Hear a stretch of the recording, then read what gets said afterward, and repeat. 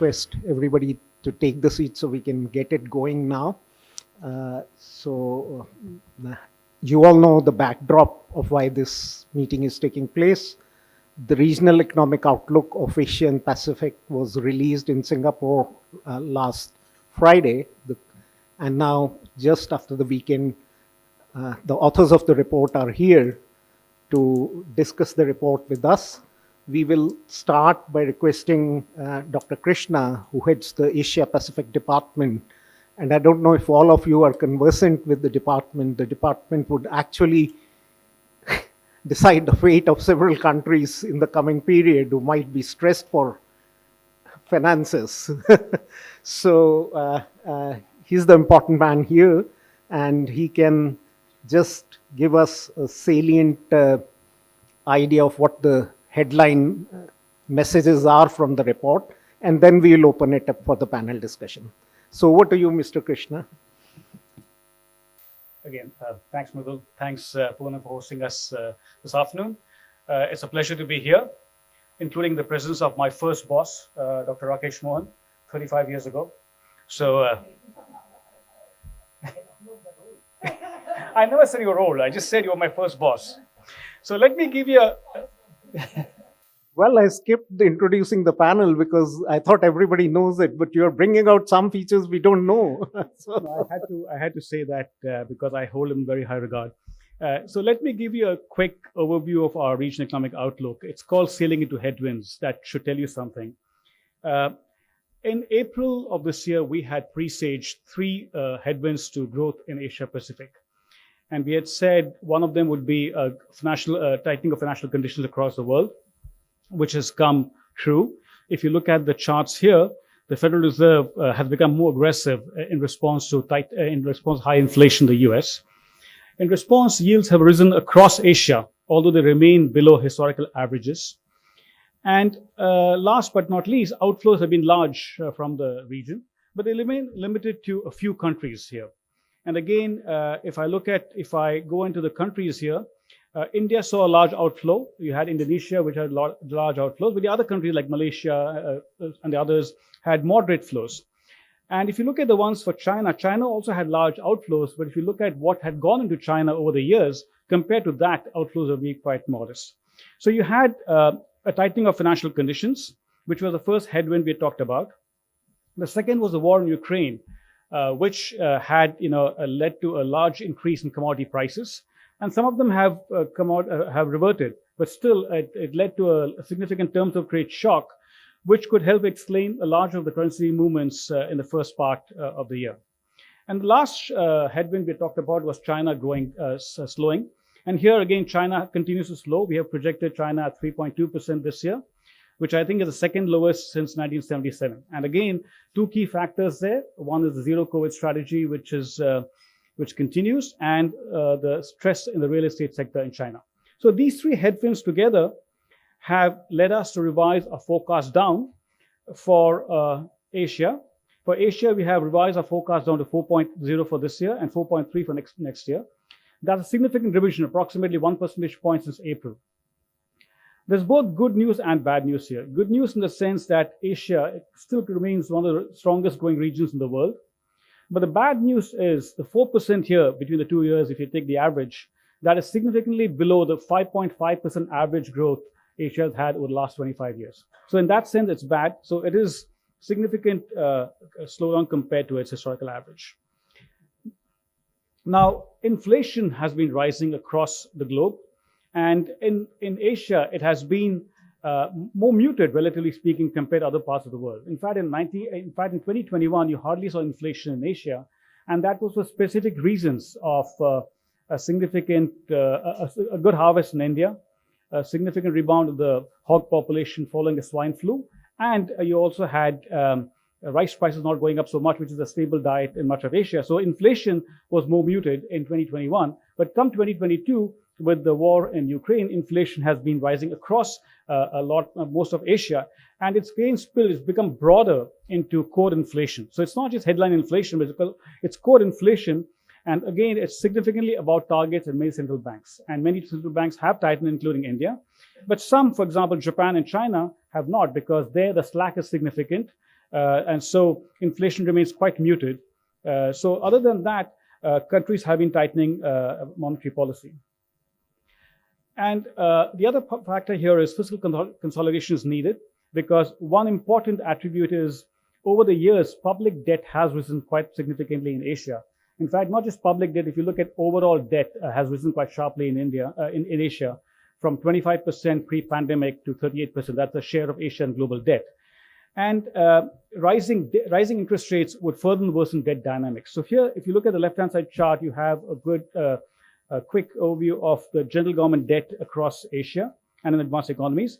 On the right-hand side, what it tells you is that if interest rates were to go back to the historical averages, then significant consolidation would be needed, right, to stabilize debt. So again, that tells you that in the context of slowing growth and inflation being high, you need to have fiscal come down significantly. Now, over the medium term, just going, a lot of us focus our attention on short-term issues, but if you look beyond the short term, there are some significant attributes here. If you look at the losses from the pandemic, which we call scarring, which some people don't like the word scarring, but basically it's output losses following the pandemic. And again, Asia here stands out. 9% is a loss in Asia compared to the projections it made pre-pandemic. And that's significantly higher than 5.3% for the world. So again, over the medium term, we're going to see significant losses in Asia, and that's larger for emerging markets and developing economies in Asia.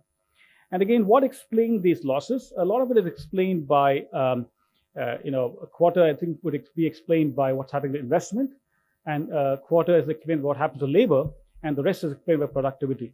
And again, when we talk about investment being affected, it again reflects the fact that debt levels have been very high. So when corporate debt is high, when leverage is high, then you see a significant more impact on investment following a recession or a pandemic. So that explains part of it. And you can see that corporate debt has remained elevated in Asia, and that has a bearing on how countries come out of the crisis and how they minimize their losses from the pandemic. So again, I won't go into the detail here. We can talk about that during a panel discussion, but the fact remains that debt has risen quite sharply, non-financial corporate debt, and that can have a significant bearing on prospects going forward. Again, we talk about policies to alleviate the scarring, and we talk about digitalization. Here, this is again an important policy thing where India has been quite successful. And going forward, if you think of productivity being a key determinant of how big these losses are, or how high these losses are, then digitalization can play a very important role in getting you over the hump. And again, I won't spend too much time here. We can talk about that in the panel discussion. Going beyond that, the other issue we tackled in this report is what we call a geoeconomic fragmentation. I mean, starting from tensions between the US and China, things have gone continuously worse. And if you look at what's happening to trade uncertainty, it has risen quite sharply. And again, if you think in terms of three phases of trade frictions, you can just talk about trade restrictions, which itself leads to heightened uncertainty. You couple that with actual restrictions, that makes things worse. And then if you think in terms of actually the world becoming fragmented. And so what we have done in this report is we have looked at if the world becomes divided into two blocks, right? And it's again a very illustrative scenario. Again, so don't take it, take it with whatever it's worth.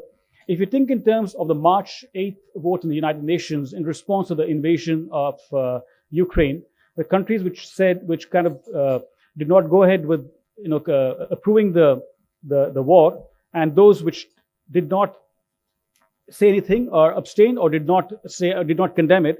So you take those two blocks and then look at what happens if the world becomes fragmented like that, and then you see the impact of trade restrictions and then again what you notice is that Asia has significant loss. What we do here is we do two things here. One is we just look at what happens if you had trade restrictions in the high-tech sector and the energy sector, which were the key sectors affected by these trade frictions. There you see you have significant loss. Again, Asia counts a lot. But if you go beyond the energy sector and tech sector and say what happens if trade restrictions go up more broadly beyond these two sectors, and then you realize that Asia is a significant loser in this. Every country loses, but Asia loses that much more, so because it's so highly integrated in supply chains. So I'll stop here and happy to answer questions in the panel. Thank you.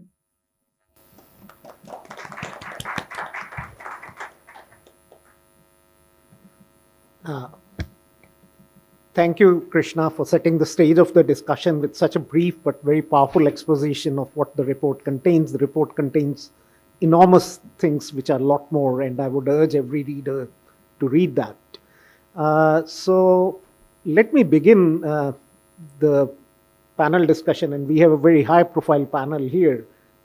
We had circulated the introductions anyway, and actually they are not needed, as I said.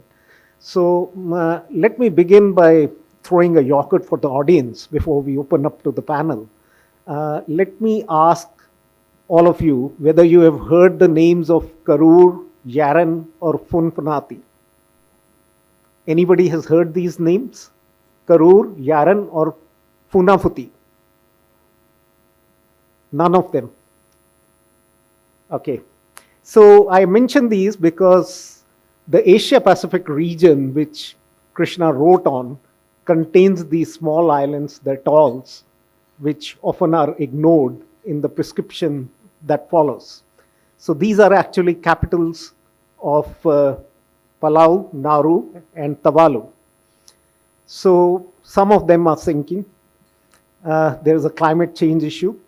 At the same time, we have an enormous issue of the growth slowing down in this region, which this report deals with in enormous respects. To get to some metrics, well, the three countries I mentioned may have a share of 0.001% of the world output when measured in terms of PPP, but it also contains three of the largest economies, the Japan, India, and China, which together account for 29.3% of the output in PPP terms. The region as a whole has a 41% share in world output, and that's the importance of this report. So when I began opening the report, I thought it will be a khichdi of a sort, and I don't know, some people here might not know, having come from abroad. So it is basically a rice and a mixed lentils, and it's hard to write a report like that when you have these kind of heterogeneous countries. But then it has turned out to be a powerful protein output, what he has produced. And it has, to my mind, let me sum up that 4 important recommendations which come out of this report, and I request panel to debate them. So first is that the central banks will need to preserve with their policy tightening until inflation durably falls back to target. I think this is an important statement. Second is that the exchange rate should be allowed to adjust to reflect fundamentals, including terms of trade and foreign monetary policy decisions, those shocks it has to deal with.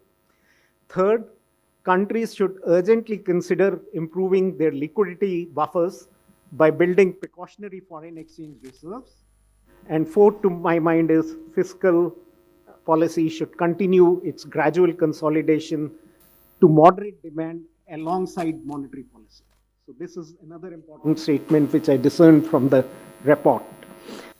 So let me give the opening batsman slot to Dr. Rakesh Mohan, as he has seen many macroeconomic and financial cycles, and for the longest duration he has been in this business.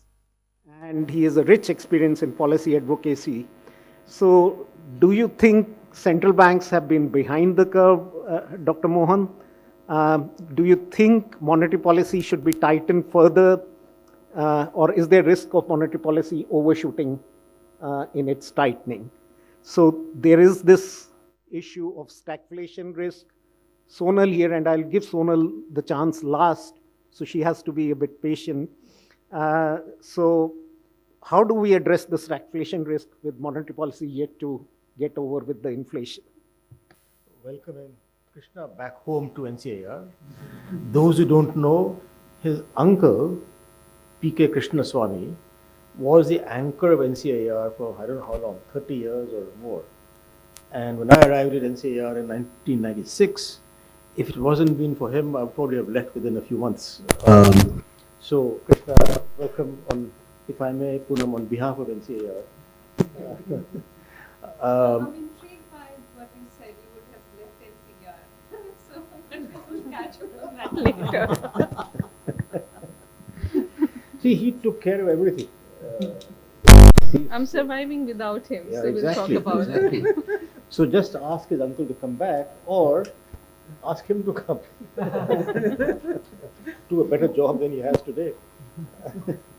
Okay, so first, and again, thank you again, Krishna, for your masterful presentation. Usually with those kind of charts, people would take 45 minutes to give the presentation, bore the hell out of everyone. But you obviously must have been practicing in your bathroom every morning to do this. So really it was, and I'm sort of jokes apart, it was really masterful to give such a broad outlook and description of the very, I know of course, the huge detailed work at the fund that goes on into this. Okay, so let me come to the question, and one thing I learned as Deputy Governor of the Reserve Bank was that you never answer a question. You say, from journalism, you say whatever you want, whatever you're prepared to say, and pretend that you're answering the question. So the first point really is, starting in some sense from the US, which is not, of course, in the region, but affects the whole world, that the unemployment is still very low in the US. The labor market is still very tight at 3.5% or so, and job openings continue to be very high. Then, of course, the inflation is very high, 8.2% headline, 6.6% core inflation, which I think is higher than what core inflation higher than 30 years, highest in 30 years or something. 40 years. 40 years. So it's a serious situation. Similarly, the UK has unbelievable 13.2% inflation, and Poonam, they were among the biggest evangelizers of inflation targeting. And so they have 13.2%. The EU has 10%. Also, the famous earlier Bundesbank and then the ECB, also major inflation targeters. They have 10% or thereabouts.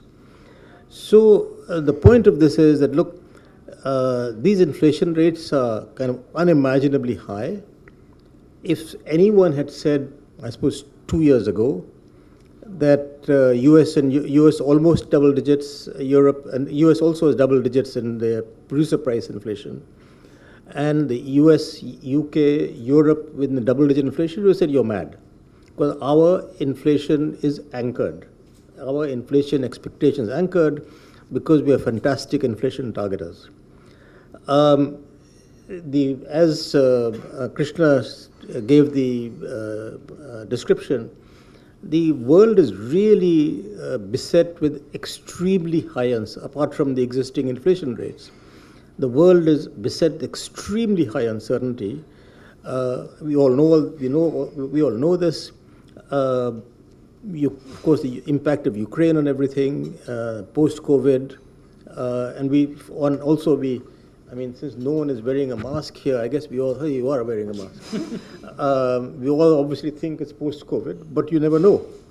After all, China still has zero COVID policies, and people can't wander around and so on, right, Krishna? Sure. Yeah.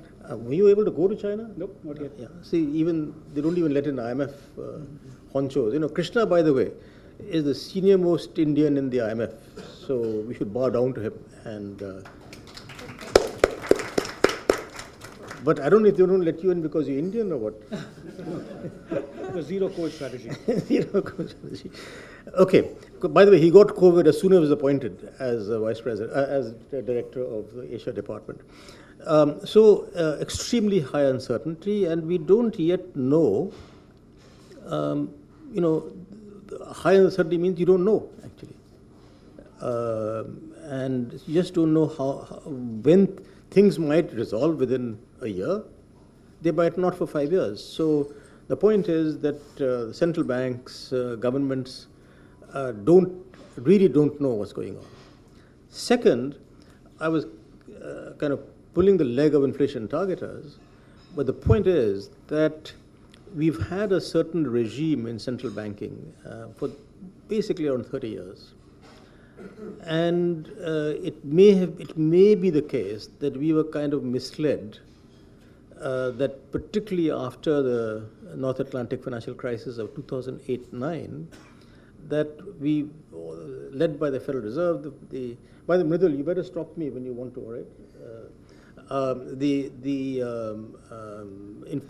interest rates went down to just about zero, right?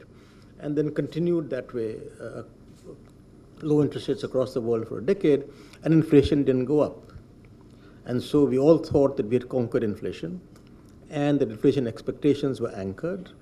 And so, therefore, as inflation was rising in the last year and a half or so, central banks didn't act because they thought this was totally transitory, and so they didn't act. The other impact of this whole regime has been, in my mind, that people have got too much confidence in the ability of central banks to do things and impact the economy and inflation in particular. And so that kind of increases the expectation of people in terms of what they will do and what they can do, and so inflation will come down. Having said all that, what is very interesting is that the US inflation is still highly anchored. That is, I think the 2 years hence is about 2.8 or something like that, the expectation? US? Yes. 2 years hence, right? Not 2 years hence, I think 5 years hence. 5 years. No, even 2 years hence, it's not. It's low. It's less. It's low. It is low. It's quite anchored. Four-ish, I think. Is it about 4? Yeah. So in that sense, inflation is still anchored. So the issue, Mridul, about what they're going to do is difficult because the impact of policy interest rates through monetary policy, there's basically a lag of 4 to 6 quarters in terms of having an effect. And again, one of the consequences of this, the popular inflation targeting business is that you say, inflation 10%, increase the interest rate. You really need to sit with whoever the policy makers are and their people's expectations. You have to look at what is your expectations 4 to 6 quarters from now.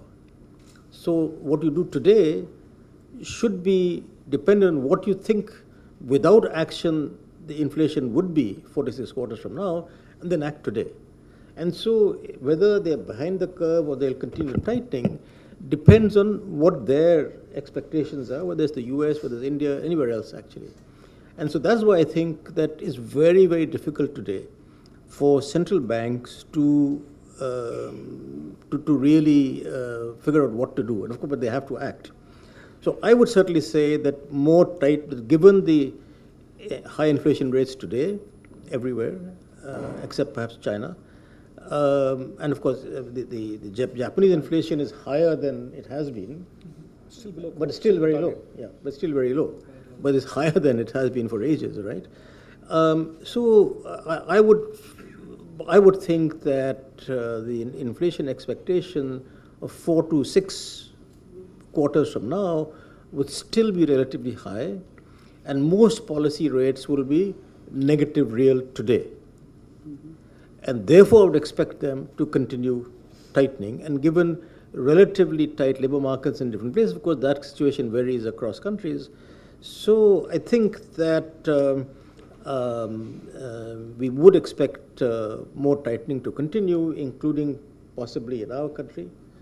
And in other countries in Asia, which I'm not that familiar with, but certainly in Europe, the UK, and the US. So just tighten your belts and keep trucking.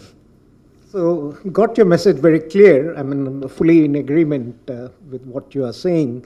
But let me stretch you a bit on this, or maybe if any other panelists who want to join.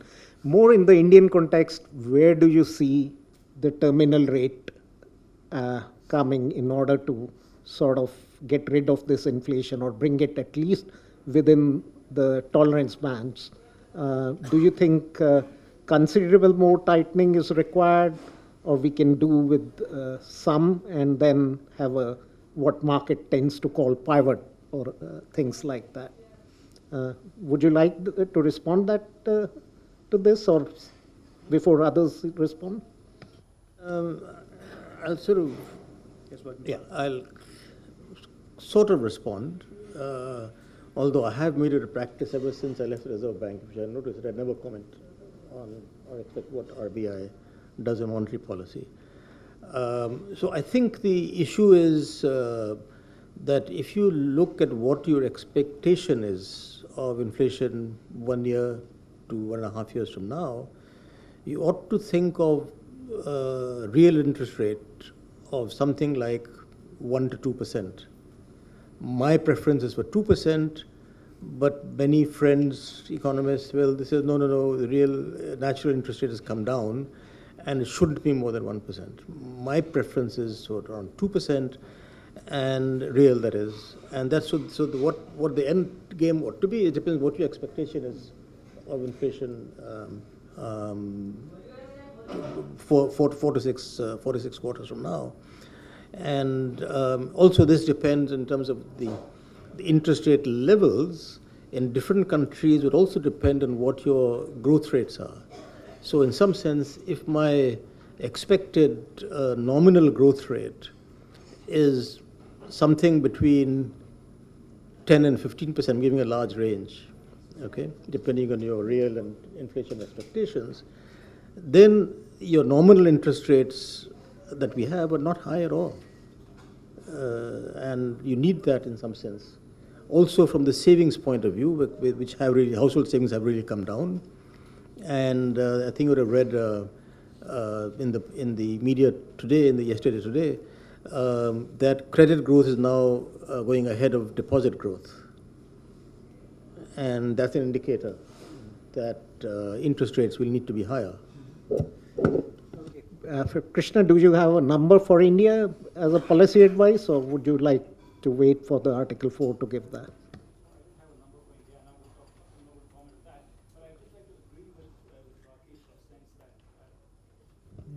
Yeah, I think two things which need to also take into account is one thing in our work we have shown is that core inflation appears to be much more persistent now. And second thing, what we've seen is compared to the past, where pass-through from exchange rates was on the lower side, now we see that in the context of higher inflation, pass-through from exchange rates to inflation is much higher. So those two factors are, in some sense, newer things compared to the past. So you have to keep that in account when you talk about monetary policy. So you mean your DMD, first DMD's past work is no longer valid? Who's that? Your first DMD. Well, This is just a sort of economic sophism to say that fiscal policy can prop up growth even when monetary policy is signed to bring inflation under control. What is your view on that? Like the Rio clearly has said that the fiscal should be in sync with the monetary policy. Do you see we need to head for a fiscal consolidation path from this juncture in order to let inflation come down and also have a more meaningful debt sustainability? It is sustainable, the debt profile is coming down, but there could be shocks on the way. So do we need to build buffers? Build buffers in terms of where the debt numbers are? So I think fiscal policy and monetary policy have to be synchronized in the sense that, let's say, if fiscal policy were to be expansionary, then I think monetary policy should always be, again, subject to specific situation, should be restrictive, because there will always be inflationary consequences to fiscal expansion. So monetary policy has to sort of counterbalance that. Similarly, when fiscal policy is quite tight, then monetary policy can afford to be a little bit more expansionary or at least not restrictive, because fiscal policy is doing its job in terms of keeping the overall demand in check. So in that sense, both of them have the natural balancing role to each other. So right now, in the context of the growth numbers that Krishna presented and what the IMF has said, of 6.8 real growth for this year and 6.1 for next year, etc. And I think, in fact, the growth rates for the coming years may be slightly better than what these numbers are, because I think there is a possibility that India's capital formation cycle will do better after 1 decade of retrenchment. And then there is also, as Krishna has so eloquently mentioned in his article in the Economic Times today, India's public digital infrastructure has probably crossed an inflection point. And that could also be contributing to both formalization of the economy and therefore higher growth. So maybe there is a 0.5 to 0.8% addition to the 6% baseline numbers that private sector is putting out. Of course, I know that my co-panelist Sonal Varma is slightly more pessimistic, and I happen to disagree with her on that. And as to your question on fiscal policy in India, I think it's important to keep in mind that the starting point is not exactly in our favor, because last decade, towards the end of the last decade, we did have situations where nominal GDP growth trailed the cost of capital. And therefore, going into the pandemic, the fiscal situation wasn't particularly starting from a position of advantage, but already a certain sense of vulnerability was there. And the pandemic compounded it, both due to the shrinkage of the denominator and expansion of the numerator. So fiscal consolidation in that sense has to be the dominant theme, with very, very targeted exceptions, of course, as has been the case since the pandemic started. Debt sustainability is not an issue, in my view. If you look at 10 to 12% nominal GDP growth on average in the coming decade, and the cost of capital, just now as we were listening to Krishna and Dr. Rakesh Mohan, I was checking the 10-year Treasury Indian GSEC bond yield around 7.4%, just a whisker higher than the 10-year bond yield of the Philippines, which has 2 notches better rating than India, and 10 basis points lower than that of Indonesia, which has a 1 notch better credit rating than India. So in that sense, I think the advantage of a higher nominal GDP growth, well exceeding the cost of borrowing for the government, puts the sustainability issue therefore is not in doubt. But that said, given the higher debt load that we carry, if we can use asset monetization receipts from the union government and the state governments to whittle down that stock of debt, and in the process, if we improve our credit rating and bring down the cost of capital, that would be the best stimulus we can provide to the economy via fiscal policy. Thank you. I think wonderful answer, which it is there. Clearly the path is laid out for what is required. Poonam, let me turn to you. I mean, clearly, he has pointed out that the nominal growth is going to stay high in India, and therefore debt sustainability is not an issue. Now, if I look at the IMF projections, which came out in October, it predicts general government gross debt to GDP ratio for India to fall from 89.2% in 2020 to 84.2% in 2021 with that good growth number, and then decline very slowly to 83% by 2027. Are these projections credible in your view? Are there risks that shocks to growth rates can still come? Interest rates shocks can come, exchange rates shocks can come, inflation rates can go a bit awry, either falling or rising. Falling could give you some relief. So how that might change the course of the debt sustainability, and what path of fiscal consolidation would you recommend? Clearly CA is committed to a path of fiscal consolidation. That's a very heartening news. On our fiscal in India and evolution of debt under a few different scenarios. Before I get to that, let me reflect a little bit on the presentation that Krishna made so efficiently, and just comparing India with the average Asian country that he was showing in his charts. And it seems that on a lot of different parameters, India is doing well. Take, for example, deviation of inflation from its central parity, which is about 2 percentage points, in line with an average Asian country. Being digitally savvy, India has actually done better than an average Asian country. Growth, of course, India is standing out there. Where India is a bit of an outlier in the opposite direction is its fiscal outcomes, both general government deficit and debt. India was an outlier before the COVID pandemic hit, and it became even a bigger outlier after the pandemic. So India's public debt to GDP ratio before the COVID was already high at about 74% of GDP. And during the pandemic, it increased by nearly 14 percentage points. It's important to understand where that increment came from. Half of it was because of the decline in GDP. So just the denominator effect, public debt to GDP, right? So nearly 6.5–7 percentage point was added because of that. As GDP now normalizes, it's reverting back to a more reasonable level.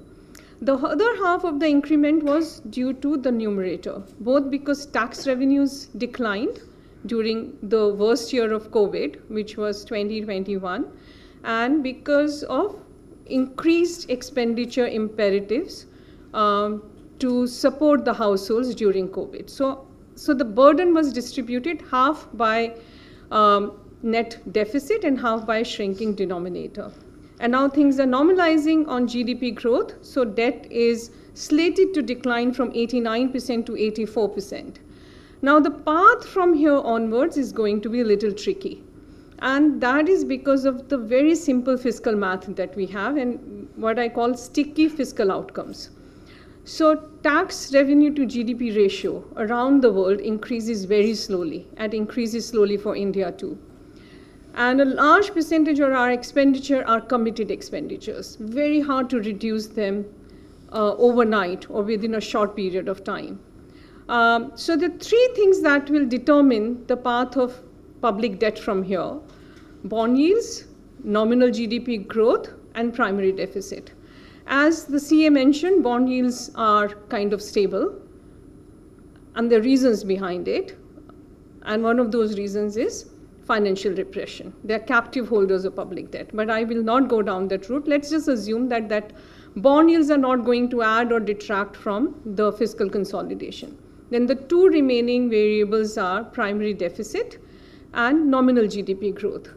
Primary deficit will be very hard to squeeze as well. So in most of our assumptions, we build scenarios that let's assume that our nominal GDP growth would be at the same level that we attained during 5 pre-COVID years or during 10 pre-COVID years. And in these scenarios, public debt to GDP ratio will decline very slowly, if at all, which is consistent with what the IMF is showing. So in 5 years from now, we may be looking at public debt to GDP ratio of 83%. We have to assume a much higher nominal GDP growth for it to decline meaningfully. So, and that nominal GDP growth actually is agnostic whether it's coming from inflation or real GDP growth, right?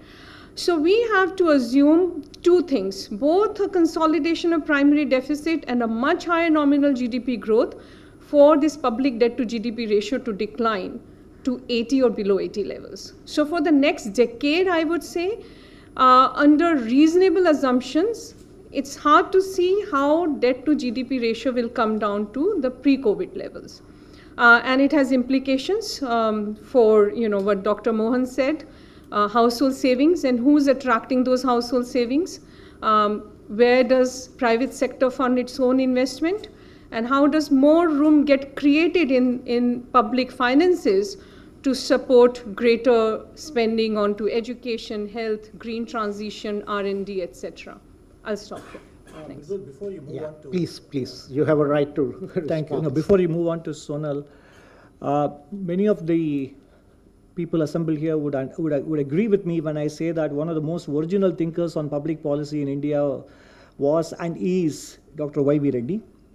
And there are youngsters in this room, and therefore they should hear his perspective as well. I'm just going to read something that he spoke in April 2018 in Geneva while reviewing a book. Quote, "On the issue of fiscal discipline, I appreciate the concerns expressed in the book which he was commenting on, more for the long term rather than short term, and more for normal times and less for difficult times. However, there is considerable room for differences of opinion. The issue of leverage and fiscal balance sheet should be viewed in the context of other balance sheets as well, namely financial, household, corporate, and the external sector. For example, household savings, as in the case of India, may be large, and households may be less leveraged. Despite high fiscal deficits, inflation was contained mainly through financial repression. Whether financial repression is good or bad is another issue. Most of the public debt is held by residents and denominated in domestic currency. I would therefore be less dogmatic on the fiscal deficit and public debt numbers and more emphatic about the context, unquote. Thank you for this lovely contrarian view. The debate will go on for sure. Rakesh wants to react, so over to him. Thank you. Anantha, that was a terrific quote, as you might expect. And I fully agree with him, actually. I was going to say that before you gave that quote, so I wish I'd said that before, then you gave the quote. But seriously, I think that, as he said, that we can't be too worried about the debt GDP ratio. But I would slightly differ with him in that we do need to be worried more about the fiscal deficit and its path.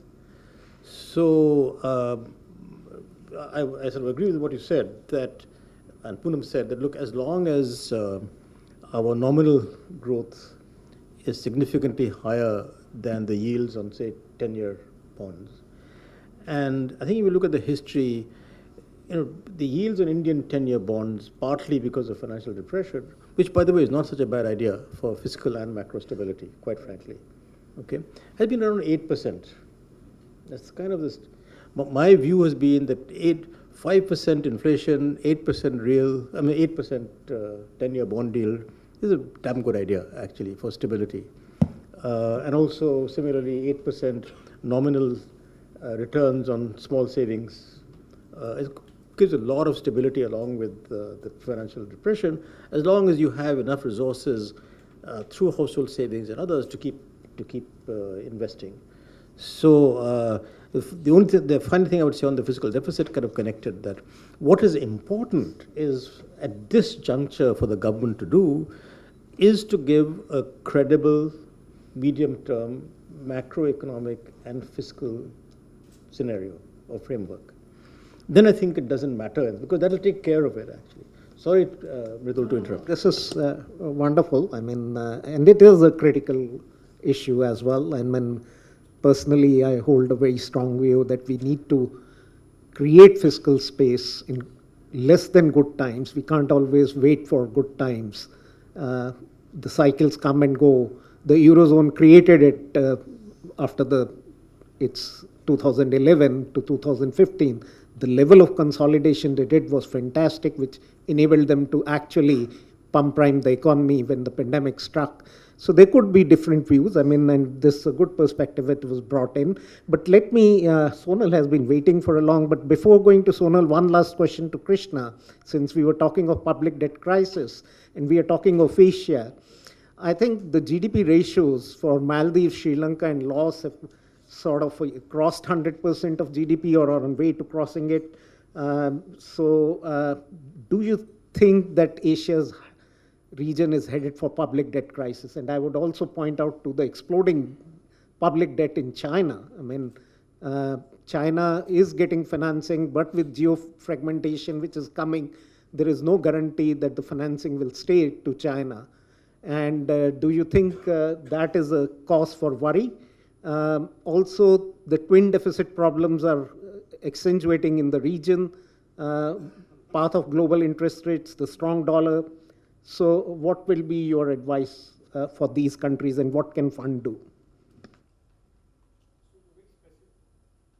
A very specific question here. Clearly, I said that debt levels have risen across countries in Asia. There's a lot of differentiation, but the countries you mentioned are clearly ones where we've identified debt levels as being very high. Maldives, we've talked about, Sri Lanka is in a crisis, and we've even earlier this year, we had assessed that debt to be unsustainable, right?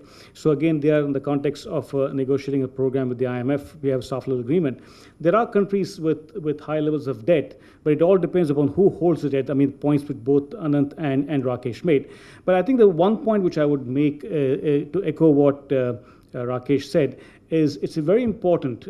Many countries are now facing problems where there are vulnerable segments of the population which need help, right? So provide temporary and targeted support for them. I think that goes without saying. But again, it's important to make sure that when you do that, try to do it in a budget neutral way. And more importantly, as Rakesh said, it's very important at this point in time for countries which are having high levels of debt to articulate a well-specified medium-term fiscal framework. And embedded in that could be a debt anchor, could be a fiscal rule, and so on. But again, when I say fully articulated, it should be not just saying, I aim to get here, I aim to get there, but have measures which underpin these. And that is what we've seen failing across many countries in the region, where one, they don't have a vision beyond the near term, no medium-term fiscal framework, and debt levels have continued to rise. So again, some countries in the region are clearly vulnerable, and you've seen Sri Lanka as a case in point. And just to look at, there are 17 countries in Asia and Pacific which are eligible for what we call as low-income support, the PRGF, right? Out of those 17 countries, 9 are in debt distress. So that tells you that, again, this is a problem across the region, but different countries are placed differently. So you can't really, this phrase of, one size fits all to describe the region isn't fair here. But just to say that low-income countries, 17 of them, 9 are in debt distress. And again, they face severe challenges going forward. Yeah, but the large ones, I mean, Japan's ratio is the highest, but financing is there. Yeah, but again, China. It's again a question of who is holding the debt, right? Again, the point which both Anant and Rakesh made. So you could have a thing where a large part of your debt is held by domestic residents, right? And so you can have higher debt levels because you're holding, it's domestic. There's no external pressure. But again, even here, there could be a breaking point. So we don't know what that is. But one has to be careful. And anytime debt goes above 60%, I start worrying. I'm not saying that everyone should worry. It is a worry. Thank you. Lovely view from the concert master, I must say. Krishna produced that fifth symphony from the Beethoven in the form of 5 rios which come out, the Asia Pacific being the 5th. Sonal, thank you for being as patient as Jerome Powell was from 2019 to 2021. So, but you can come firing all guns now. So, just as Fed is firing all guns now. You can react to any one of more of the issues which have been discussed so far. But more specifically, I like your view on how credible the growth assumptions are of the IMF. So IMF forecasts in the region, you know what they are, and the world, they know what you are, and your house is a very different view.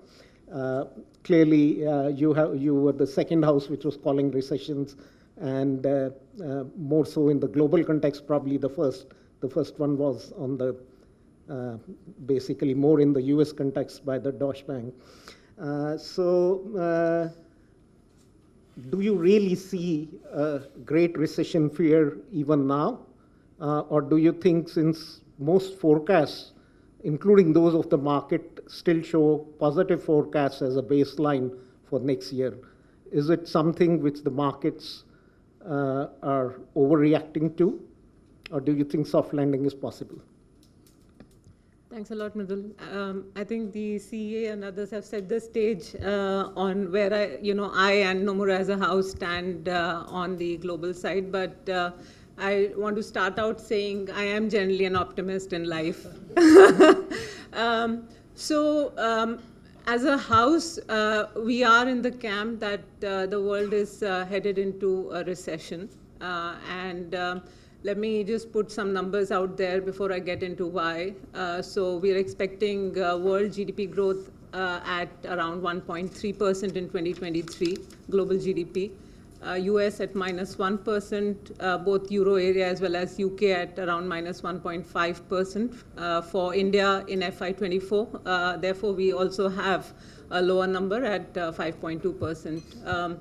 Now, in terms of the why, I would say this is one of the most synchronized cycles of monetary policy tightening we have seen in a long while, and a tightening that is being caused because of higher inflation, and therefore the ability of the central banks to pivot quickly and support growth, even though there's enough evidence right now that growth is slowing down across the board. But the ability of central banks to actually quickly pivot this time around is quite less. I would also say this is a very synchronized global growth downturn that we are seeing. So in the US, for instance, Dr. Mohan touched upon high US inflation. What we are observing is that the distribution of inflation expectation itself has shifted higher, and the risk of a wage price dynamic is a lot more, which you can glean from certain other measures, for instance, on services inflation X rental component. So the trade-off really for central banks is not really short-term growth versus inflation, but really whether this decade we ensure that inflation remains low, even if it means short-term growth sacrifice. And one thing I would say here is that whether central banks choose the right thing or not, we will see in the next 6 to 12 months, because there is a scenario if inflation doesn't come down and you have growth and financial stability risks, that you could see central banks, prioritize growth and financial stability, but that could in turn mean higher inflation over the decade. I mean, we don't know. Our view is central banks will bring down inflation even if it means recession. That's the call we have. And therefore, for US Fed funds rate, for instance, we have Fed funds rate going to 5.5%. By Q1 of next year. Europe, of course, has its own set of energy issues, which is hurting from a cost of living issue, but also hurting industrial production. China, I would say we are largely in line with the IMF in terms of the growth projections. The other point I would make is that this inflation challenge we haven't faced in decades.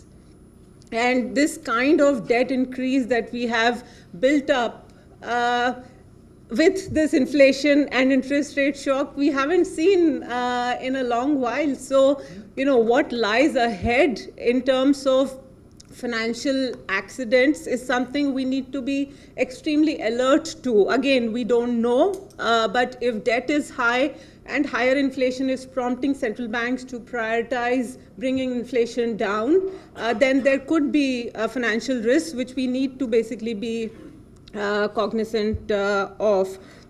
I think specifically for Asia, in general, we do think on a relative basis it is better placed.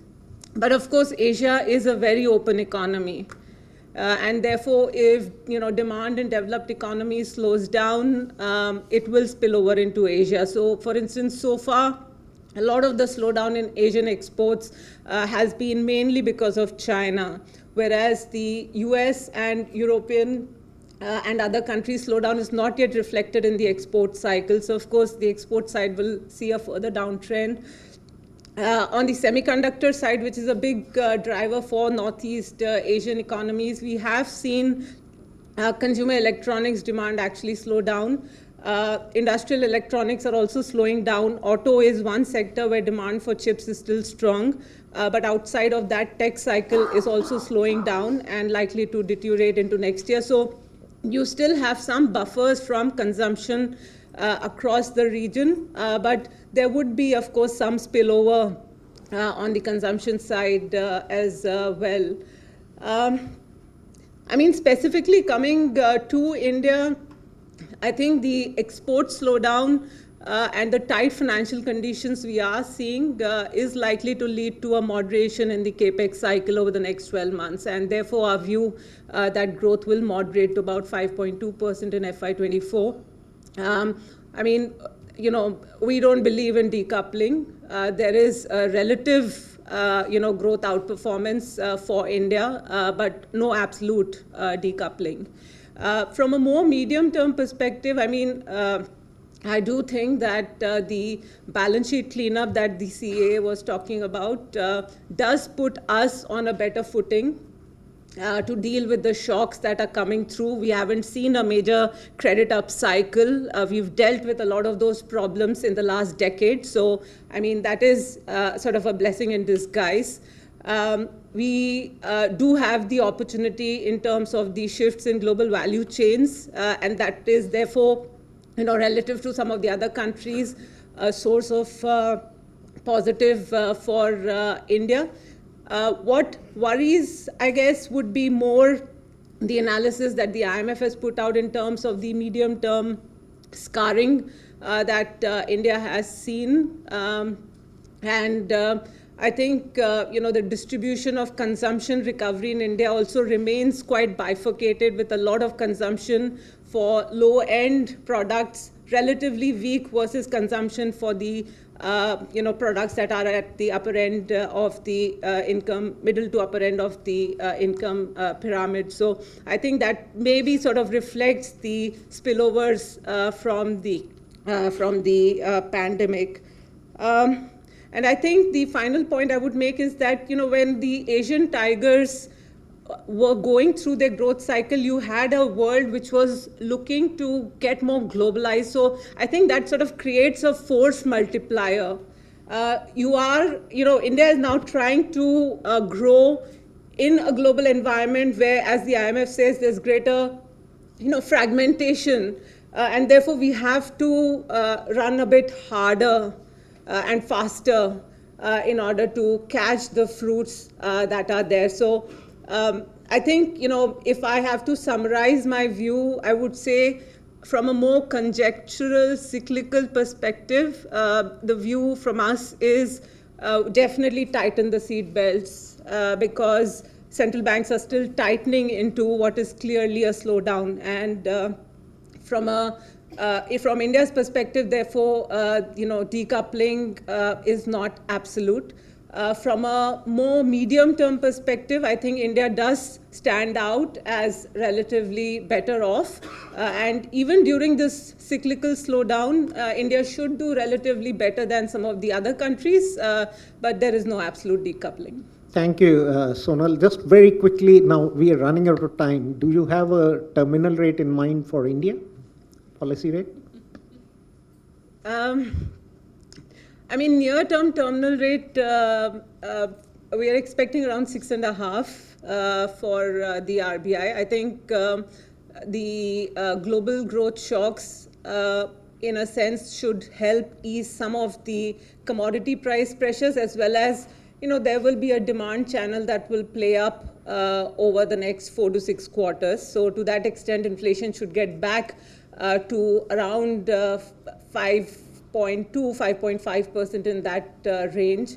Of course, our target is not less than 6. The target is 4.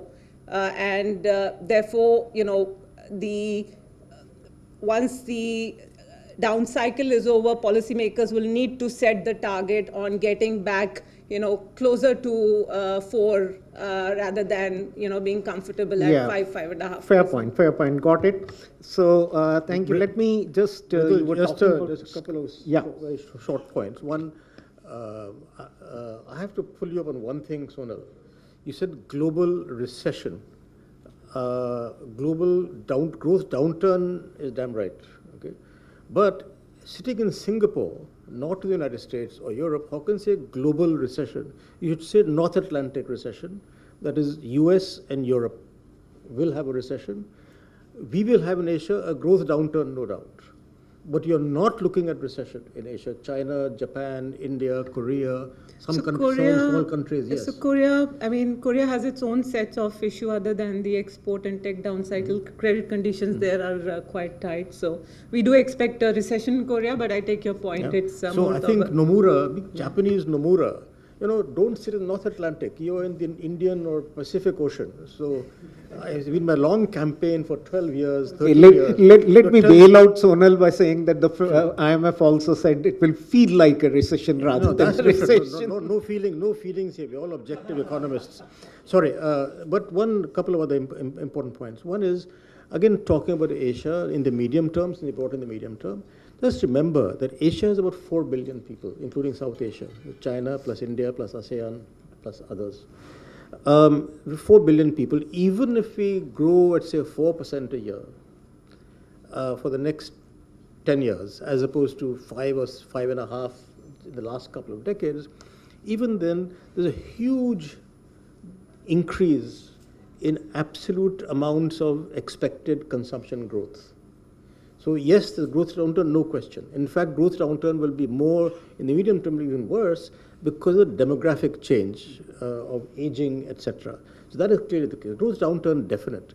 But nonetheless, I think that in the medium term, you're still talking about 4 billion people buying 1 shirt extra a year, a pair of shoes extra a year, 1 chair extra a year, etc. So that's finally. That point is taken. I also. Finally, Mridul, a question to everyone here. Actually, that remember Olivier Blanchard, when he was chief economist, had mooted the idea of going from 2% to 4% inflation target. Would that be a good idea now? It's a good time to do it. Could it be easier for you to get to 4 and then declare victory? It will be de facto anyway. Yeah. It's not. Poonam, you want? Can I go for a minute on a couple of things? Exactly what Dr. Mohan said. So my sense is also that the US Fed will stop tightening when inflation drops down to 4.5%. For India, the range gives us that comfort factor. There's nothing written in our act that we have to be at 4. We have the flexibility to be between 4 to 6%. So even without changing anything in our framework, we can leverage that flexibility.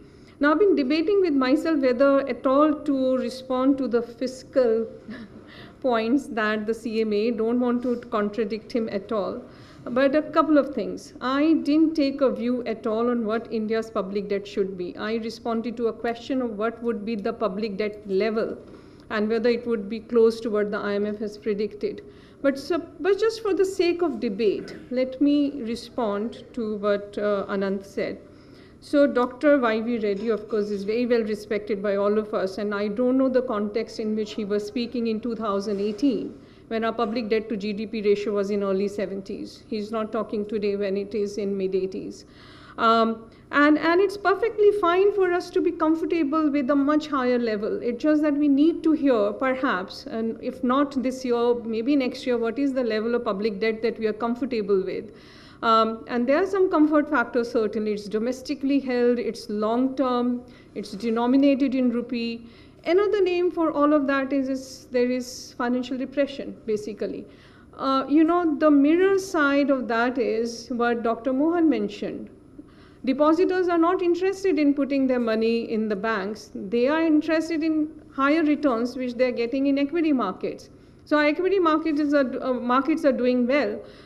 So actually, whatever money is collected by the banks and insurance companies and such institutions, majority of which are held by the government, they are just getting these savings and lending to the government. So that, so there is no market discipline either on it. So the reason why our bond yields are what they are is because there's very little market discipline. It's the mirror side of it. And public sector banks actually invest in government bonds more than they are required to do by the SLR. So really the mirror side of it can be argued that there is financial repression. Therefore, bond yields are what they are, and we should not be complacent about it. I don't have a number in my mind. I don't have a path of consolidation. But as a macroeconomist, I'm aware of the fact that when you plot emerging markets, no matter how you do, India stands absolutely at the right side of it, absolutely. There's no other country in the EMD category which has a public debt to GDP ratio of 74% pre-COVID, let alone 83% today. So I'll stop here. Sorry. These are not views, these are just very quickly, just Anantha, numbers. if you want to react, I'll just add to Poonam by saying that there's a double whammy for the Indian saver, in the sense that your real deposit rates carry a negative real rate of more than a percentage point, and then this fiscal repression side. I just want to remind my panelists and the audience that I did say in my opening remarks that the best fiscal stimulus we can give is to use asset monetization, reduce the stock of debt, and ensure that interest rates come down. That's the best fiscal stimulus. And I don't, therefore, so my remarks, once again, as Dr. Reddy said, have to be placed in context. Because I see lots of youngsters in the audience, I did want to give them the views of one of the foremost public policy thinkers, where he placed India's public debt and deficit in the context of the fact that it is largely domestically held. And much was mentioned here about financial repression. And I would like to say in a semi-lighter vein that while we are worried about deglobalization in many areas, there is one area where there is absolute globalization, and that's financial repression.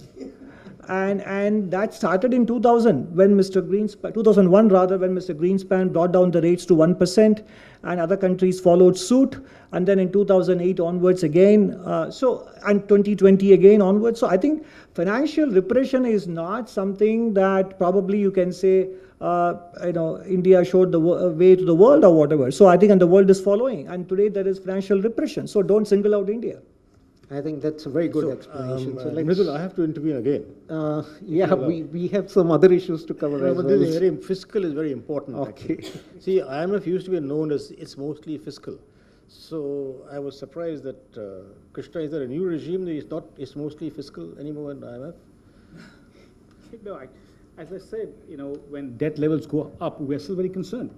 And I think what you said is that, when debt levels are rising, I think it's very important, and again, I might sound like a broken record here, that what you need are credible medium-term fiscal frameworks. Maybe we don't have the luxury of thinking right now of the medium term. Yeah. All of us are, concerned with the short term, but we have to think in terms of medium terms and credible fiscal frameworks, which are well articulated both in terms of where you want to be, how you want to get there, and what are the measures you're going to have. I think that's what is missing in many countries. So more than the numbers per se, I think it's these architectural issues which need to be addressed. So just 2 points, Mridul, that I was going to make. One is that, Poonam, you're absolutely right that India is really to the right in terms of our debt GDP levels, and it's been for a long time, actually. And the only reason that we haven't had a crisis is because of financial repression and not having government debt in foreign currency. So Anant, please don't listen to houses like Nomura and others who want you to loosen the foreign investment in debt, particularly in government securities. Please do not listen to these guys, actually. Okay. I have to I think, Sonal has a right now. One second. The second thing actually is that, it is, again, Poonam, you're absolutely right that it is very interesting that India's debt GDP levels have been higher than Argentina most of the time for the last 20 years. They keep having crisis because it's mostly foreign debt. Mostly foreign in Argentina. Right. Finally, one thing, asset monetization, 2 points. Actually, I hope that the finance ministry will give much more attention to raising the tax GDP ratio, which has been rock solid for about 15 years, if not longer, or 12 years, something like that. Okay, and given the digitalization which you're talking about, to my mind, there's no reason why tax GDP ratio should not go up. I think our tax policy is now very good.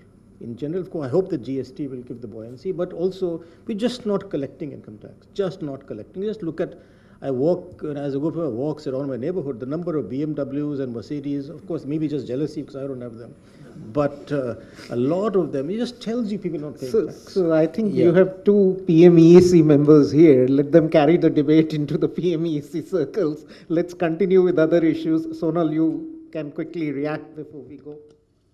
Yeah, no, just to put the record straight, Nomura never recommended anything like this. In fact, the likes of Indonesia, where the dependence on foreign debt has gone down, have become a bit more resilient during this crisis. But one thing that I did want to say is that the bond yield and that being contained, I think particularly for this year, is not just financial repression. We have actually seen substantial amount of savings come into domestic insurance and pension funds. And therefore, the demand for long-end papers from some of these institutions has actually gone up. So there is a genuine demand for these long-end papers this time. Public apology to you, Sonal. Okay, that's a good one. So, okay, let me turn to the two thematic chapters in the Rio, and very quickly because we have to cover a lot of ground. And I think when I recall pandemic began, everyone used to talk of the hysteresis it would cause. And then the word shifted to scarring, the deep scarring that has been left. And I think the Rio has preferred to call it simply the medium-term output losses. But whatever nomenclature we use, the fact remains that the long-run growth or the medium-term growth we expect in Asia is going to be badly affected by the pandemic.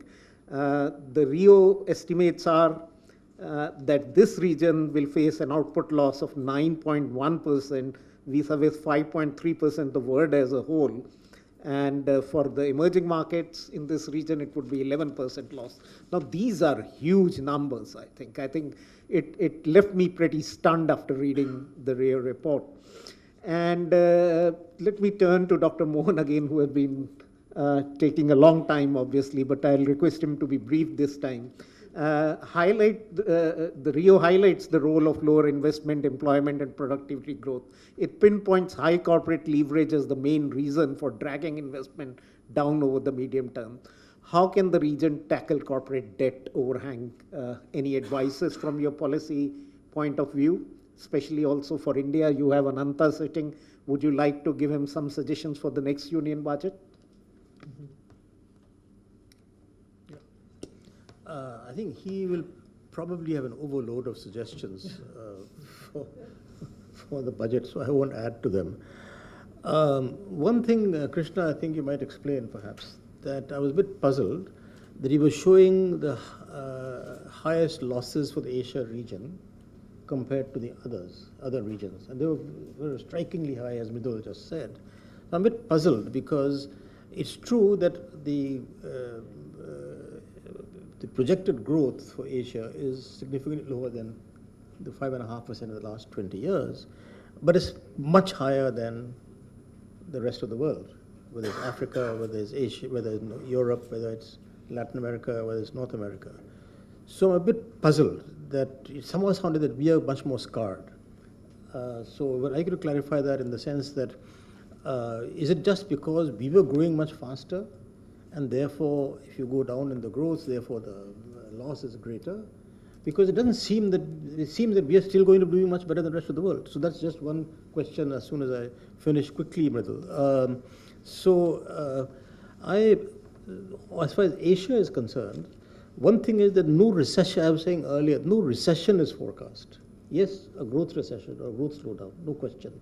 But no recession is forecast. And as I said, Asia's growth is still showing much higher growth rates than the US and the rest of the world, and in the future.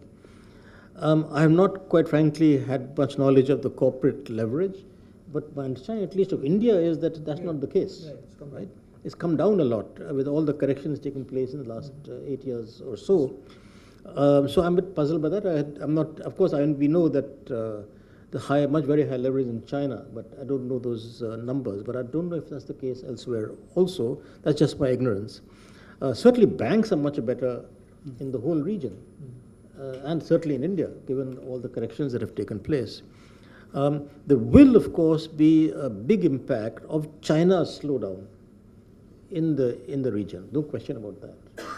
And the issue in some sense is how quick that once China stops the zero COVID policy and starts opening, will there be a very quick rebound apart from the US tensions, etc.? So that I don't have an answer to, but in some sense, I'm more optimistic on Asia than seems through this part of your report, even though the numbers for growth are, I'm just quoting your numbers actually. I was quite Sorry. brief, no, Mridul? You were. Yeah. Can I just add a small question for Krishna? I missed it in the report. How is recession being defined for Asia or globally? It cannot be 2 quarters of negative growth, right? So what is the definition of recession? So I'll add one more technical question to this technical question, and that is, how did you calculate the medium-term output losses? Were they based on filtering methods like Cristiano Fitzgerald or Van Pass or Roderick Prescott, or is this something different in technique here? Because the numbers look pretty large. Did you say Malpass? Malpass. So, in fact, the guy who did the scarring guy is right here. I'm going to ask him to explain the calculations on that. And I think just on China, Rakesh, you asked this question. So basically, we have China growing from 3.2 to 4.4%, right? And what we do assume is that there'll be gradual opening following on the zero COVID strategy. We don't assume an abrupt thing. Where we are more concerned is the real estate sector, where the crisis is lingering, and there is no comprehensive policy response to that. So we still assume a very gradual opening of the economy in 2023. So David, do you want to come to the mic and answer the question?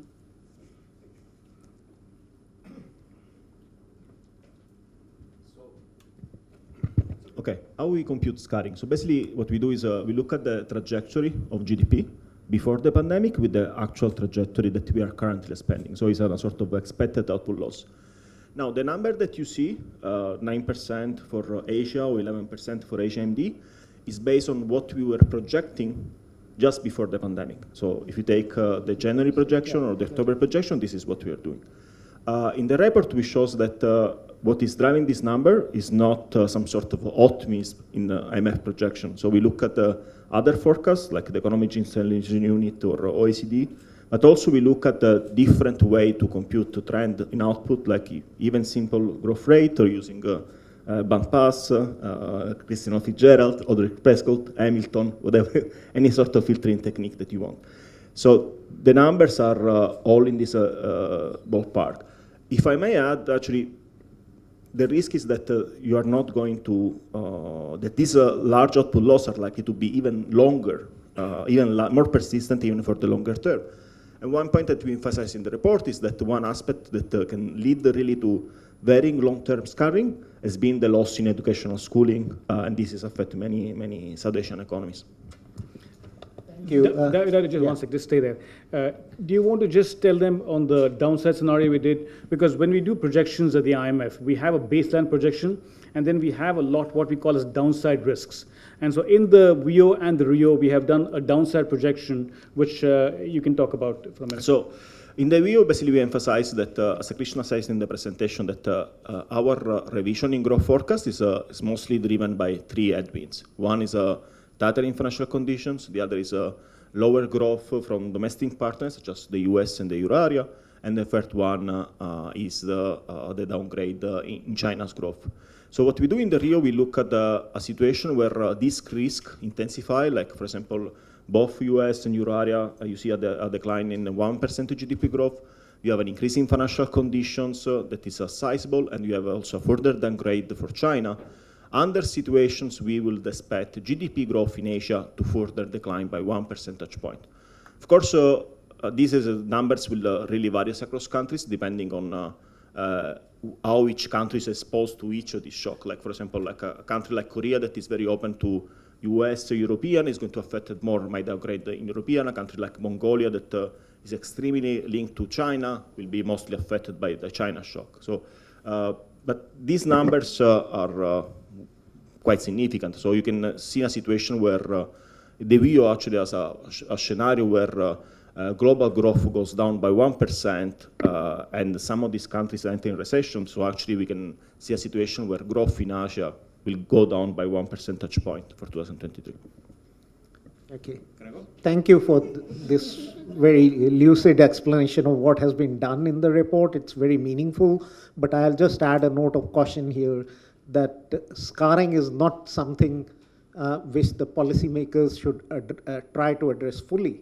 Because in a shock when scarring occurs, I think it would be very, very wrong thing to frame monetary policy and fiscal policies on the basis that you can fully recoup the scarring. There would be policy errors if one tries to do that. Just very quickly, I would have expected something more structural to measure scarring. It's just deviation from trend. I think it's misleading in my view. and Dr. Mohan may not agree with me. So during that pandemic, a lot of things were not done in the market. Haircuts that didn't happen, or things that were otherwise bought from the market. Now, you can't expect people to do extra haircuts because things are normal. The point I'm making is some part of GDP was lost, which will not come back. So if that's all included in your calculation, then first it's overestimated. And second, scarring, I would have thought some permanent damage because of the education loss or permanent health or some capital stock that got vanished. That's not what you're doing. So it's just deviation from trend. Fair point. Anantha, can I turn to you? You have been a professor for long now in various institutions in India and in Mridul, Singapore. since Poonam said, I actually agree with her. And I think she was referring to my hair, probably. So not even had a haircut.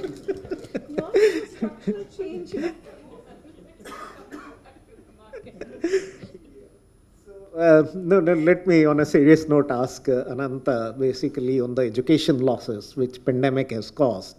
And the Rio does talk of those losses and decline in fertility in which has reduced labor growth, and also labor force participation rates have been very low. So does this worry you as a policymaker? And are there any suggestions you would give? Of course, I'll turn to Krishna later because of his really good advocation of digitalization in today's op-ed. But do you think the forthcoming budget can do something to address this issue to some extent?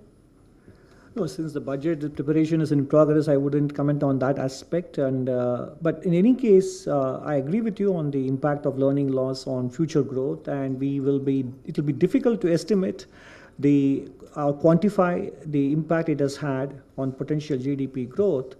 But the numbers are staggering. About 26.5 crores of children, 96 lakhs of teachers, and 15.1 lakh of schools were affected by the lockdowns. And the government of India has taken cognizance of the situation. So in November 21, there was a National Achievement Survey conducted covering some 3.4 million students of grades 3, 5, 7, and 10 to evaluate learning competencies. And that particular survey, National Achievement Survey, did record that average performance had dropped to 9% compared to the 2017 for comparable grades. Okay, and then there was a March 2022, there was a National Foundation Learning Study for grade 3 students, and it was conducted in 20 languages, assessing foundational literacy and numeracy assessments. So, and the study's findings are yet to be available, and they will be utilized to create interventions at the school level.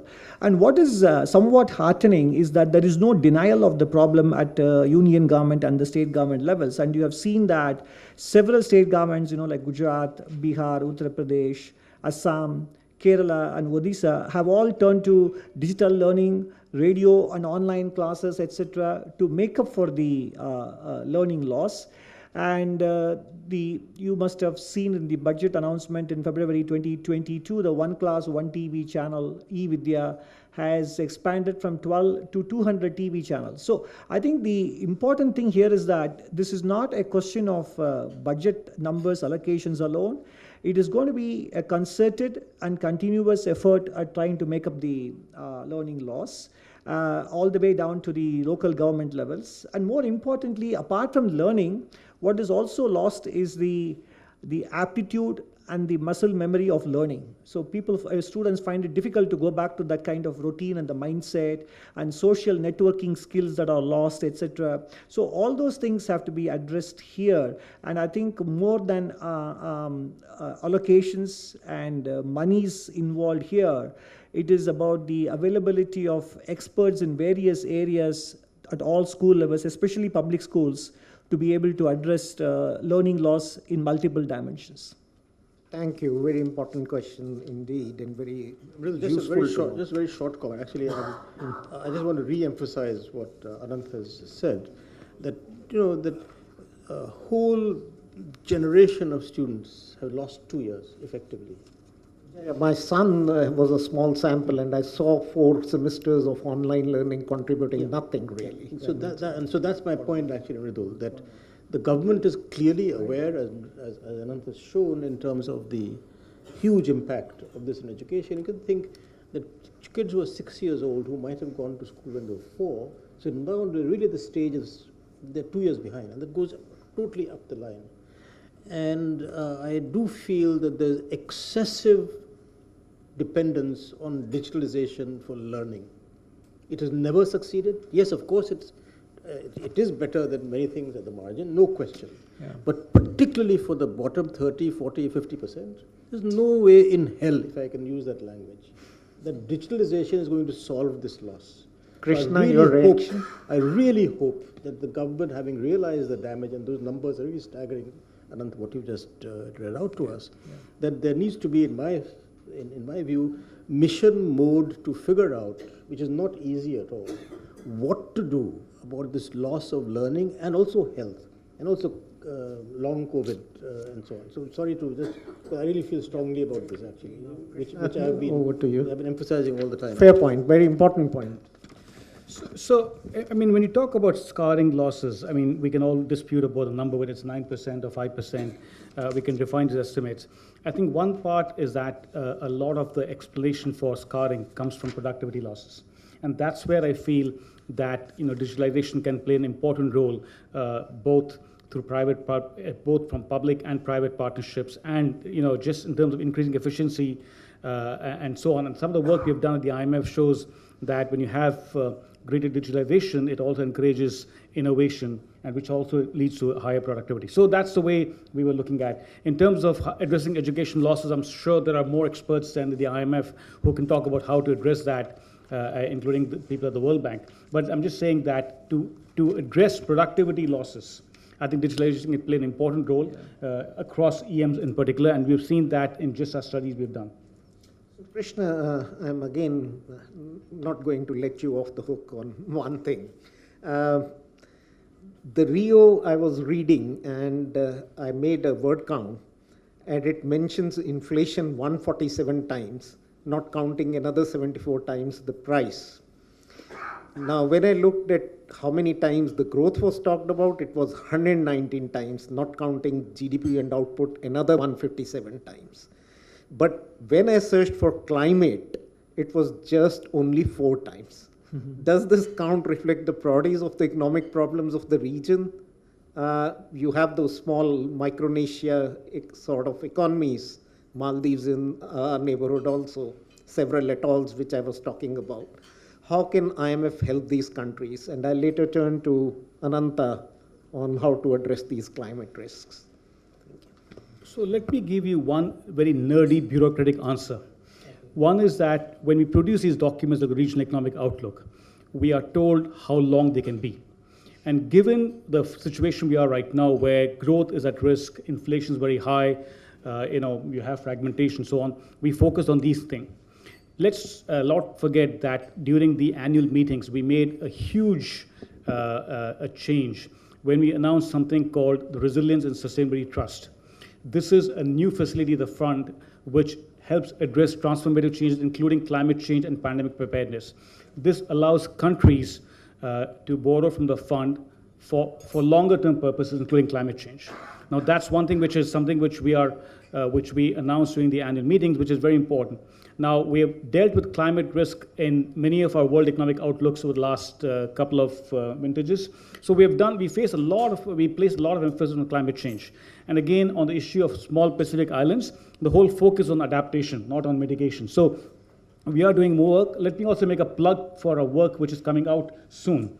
We have done a survey, a public survey of what the Aam Aadmi thinks about climate change, what the Aam Aadmi thinks about which policies are acceptable and not acceptable, and so on, the trade-off. Because at the end of the day, addressing climate change is a political economy issue, right? So we want to know what the common man thinks. So we've done this work, which will come out soon. Krishna, Aam Nagrik. Aam Nagrik, sorry. Aam Nagrik. Aam Nagrik. So I think that work will show, how do we address this challenge of climate change? And again, we're doing a lot of work in climate change. Maybe the Rio doesn't have enough of that, but let's not, we shouldn't short sell ourselves here. No, fair point. I mean, each report Krishna, can't talk of everything. Krishna, I'm surprised you didn't mention that there were 1 or 2 chapters in the Rio on climate change, and they're authored by who? an ex-RBI person, that is Mr. A. Prasad. Yes. So you might have mentioned that, that actually you are considered climate change in the VO, except not in his region, that's all.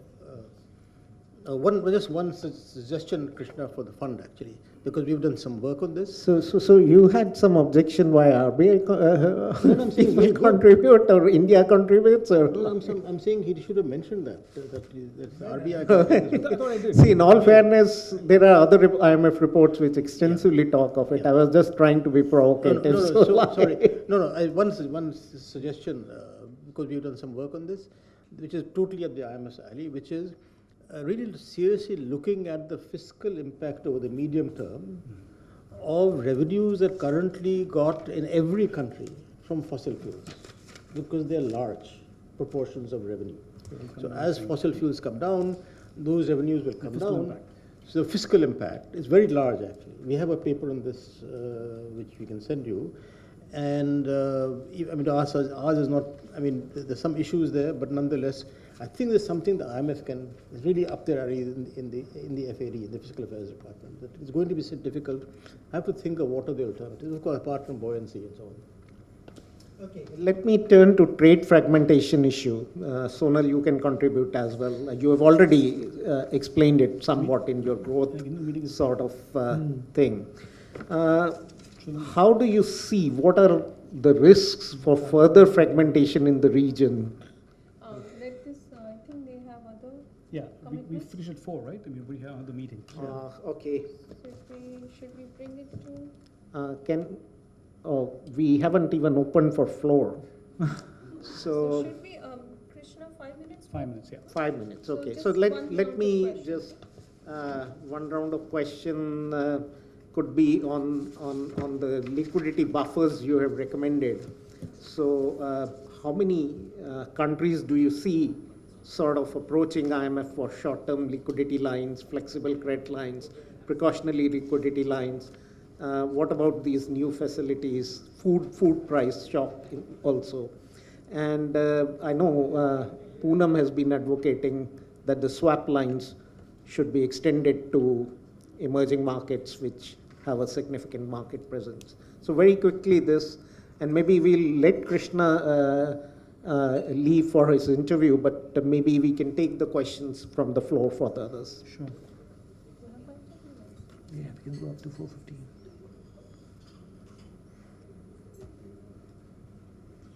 So who are you expecting to answer? What was the question? Krishna, first on the precautionary lines from the fund and the region the countries might be. So, I mean, I can't talk about the countries that are talking to us about these facilities at this point in time. I can tell you for our new Resilience and Sustainability Trust, the country which has asked this assistance is Bangladesh. We are working on this will be the country which is the first country to ask for an RST in its own. Other countries have asked for the RST as a top-up, for example, Costa Rica and Barbados. But in our region, Bangladesh has made a request, and one other country has made a request for that facility. In terms of the precautionary facilities, the point here is that countries which have strong fundamentals do have access to these facilities, and the point here is why not take that when fundamentals are still good, given all the uncertainty. And going beyond that, we've also mentioned that in the context of the global financial crisis and the pandemic, central banks around the world offered swap lines to some countries. If that's available, they should take that. So it's different kinds of swap facilities or credit lines which you could take when you have strong fundamentals. Again, Latin America, I think there are 5 countries which have taken the FCL. So it's a mixed bag. Do you see India at some stage needing a precautionary buffer rebuild? I think that question is addressed to other people in the panel. Okay, fair point. Poonam, maybe you would like to address? I'll just take a minute or two. It's a topic on which actually I'll be participating in a panel tomorrow as a part of the G20 conference, and my entire presentation is around that. Just to take a minute, and I am aware of the fact that IMF is a guest and I should not be too tough. When you offer a facility for nearly 15 years, and there are only a handful of countries which are availing of it, I think you need to really introspect what will it take to increase its uptake. And there are a number of suggestions I'm making there in the presentation tomorrow, and I think from the IMF, Louis will be there. One is just make it a very routine practice, announce in the Article 4, as a part of the Article 4 consultation, what is the amount that the country would be eligible for. So for example, it's Indonesia, it's India, what is the amount? So that can take some stigma out of it. It just becomes very, very routine. The other is it should be free. Why are you charging for something which may not be utilized at all in the end? So even the handful of countries that you mentioned, Krishna, which signed up for these precautionary lines, I think only 1 or 2 ended up availing it. Others were paying this premium for nothing. And I don't think that's fair either, given that, it's IMF is supposed to be serving everybody and not necessarily making money out of this insurance facility. So those are the 2 simple suggestions I have. But overall, if I were, in the top management at the IMF, I'll really think hard on how do I make these liquidity facilities available more for emerging markets such as India and others.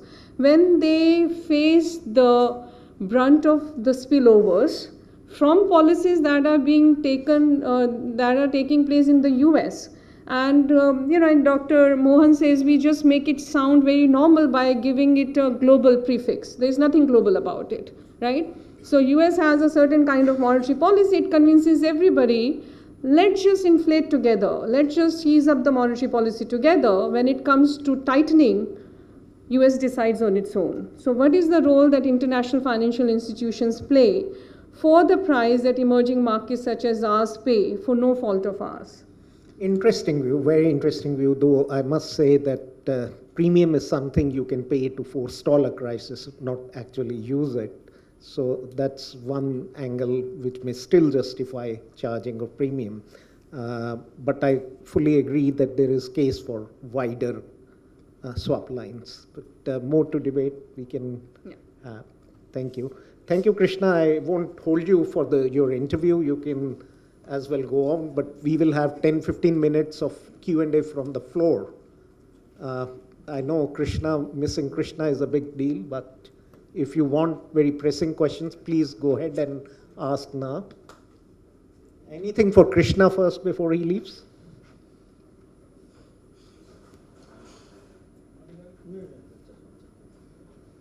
So that makes it easier for me to close. Yeah, sure. Great. So I think this has been a lively debate, so we can as well close it on this basis, unless somebody really wants a pressing question to ask. I think we tried covering a fair ground, and I must thank all the panelists for sparing the valuable time to be here and discussing very frankly a range of issues, of policy issues. So thank you, Sonal, for coming all the way from Singapore. Thank you. Rakesh Mohan, who has some external affairs ministry call right now, he very readily agreed to come despite rescheduling his assignment with the Stanford professor. Krishna, thanks for asking us to do this and coming here. Anantha, I know it was hard for you to make it, but you did make it, and that's really wonderful. And Poonam, thanks also. You traveled all the way straight from the airport coming here. She had a long flight from the States and still looks not at all groggy. So thank you very much indeed. Thanks everybody for joining here. Thanks to Mridul and the entire NCR team for making it happen. Thank you.